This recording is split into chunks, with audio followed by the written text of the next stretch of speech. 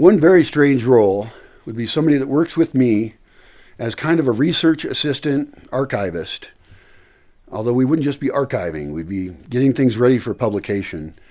I have boxes and boxes of books, of notebooks that I've written in for a long time.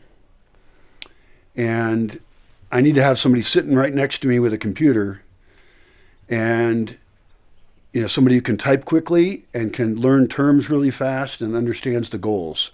So I would probably pick this person after they've already filled some other roles here. I want to pick them real carefully because we're going to spend a lot of time together, and we have to have a really good understanding. But I want a lot of my ideas to get documented, organized, and ultimately creating a bot of me so that the bot knows everything. So they could work with the AI team as well. They might be making indexes of all the videos I've done that I can't even find my own videos.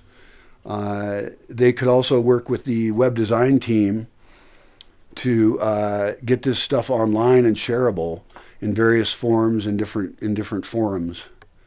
So that would be an interesting job because I have so much stuff that when I die will just be lost.